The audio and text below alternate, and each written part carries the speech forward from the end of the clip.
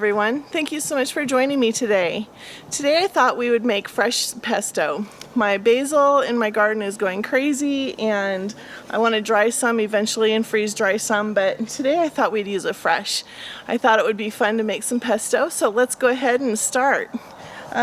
First I need to harvest it, of course, and then we'll take it in the house and get going.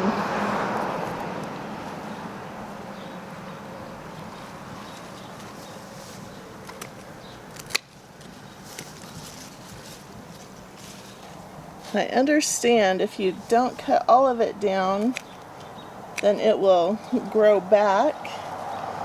So let's try that.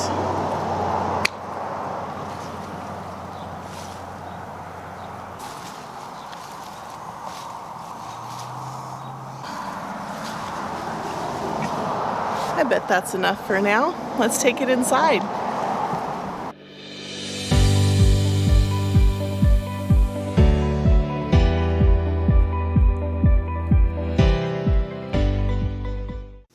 We just need 2 cups of basil, and I'm not gonna, that one's got a flower in it. I'm not gonna like pack it, but I'm gonna firmly press on it. Alright, how about one more stem? Looks like I'm gonna have enough basil for pesto for the year. That's one thing with this pesto. You can make a bunch ahead and freeze it.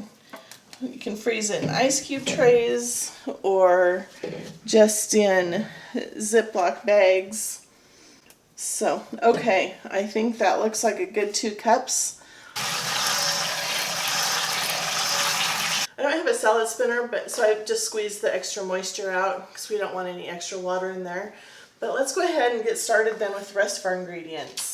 So first in our food processor, we are going to put a 1/2 cup of toasted pine nuts.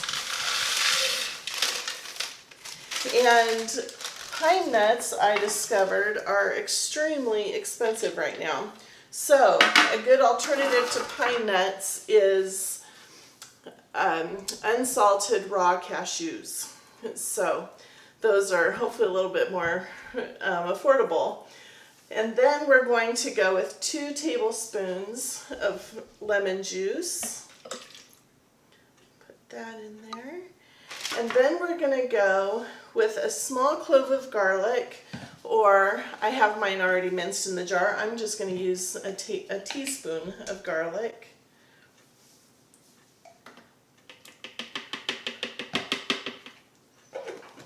And then we're going to put in salt, and that is a 1/4 teaspoon.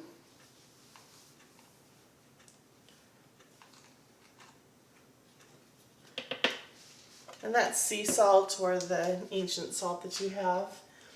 And some cracked pepper. We'll just put that around. And that's just to taste.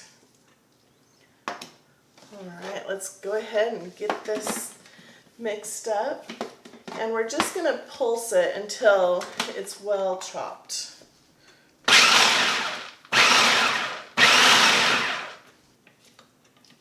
And remember, you are not making peanut butter or a nut butter, so you just want things chopped.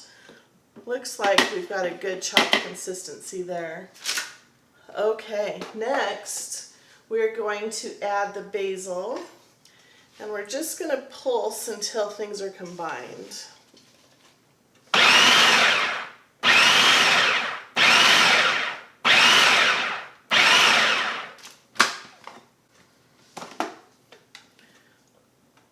Alright, it's looking good.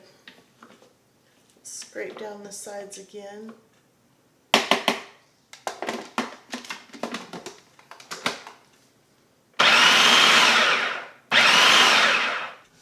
Alright, let's pulse it one more time here.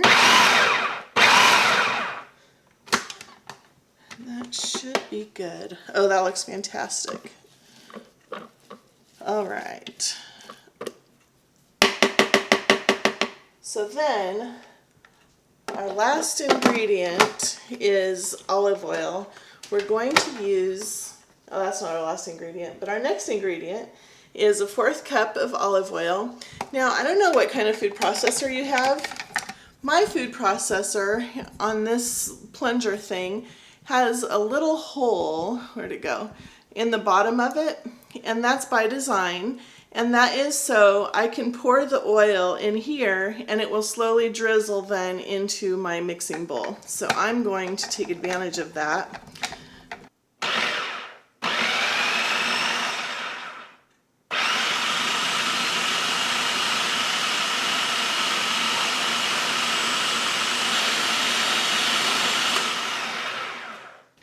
Our last ingredient that we're going to put in here is Parmesan cheese. And it's just 1/4 of a cup. So let's go ahead and put that in.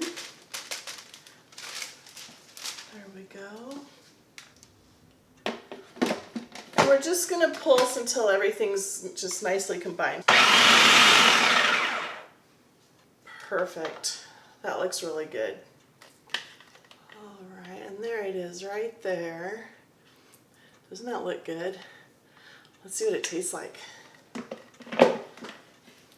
If you want it a little bit thinner, you can certainly add more olive oil to it. If you're just going to kind of spread it on a sandwich, you want it thicker, it's perfect. Let's see what we've got here.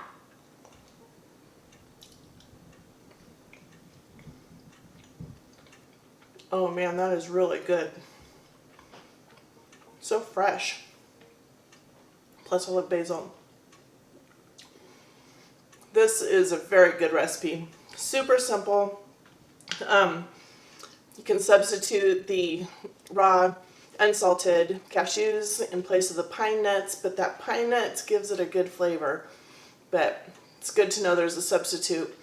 This is something that can be frozen. You can have the pesto then all season or all year. And I highly recommend this. It is really good. I love how fresh it tastes. All right, well, thank you so much for joining me, and I hope that you will be able to make some pesto for yourself. Thank you so much.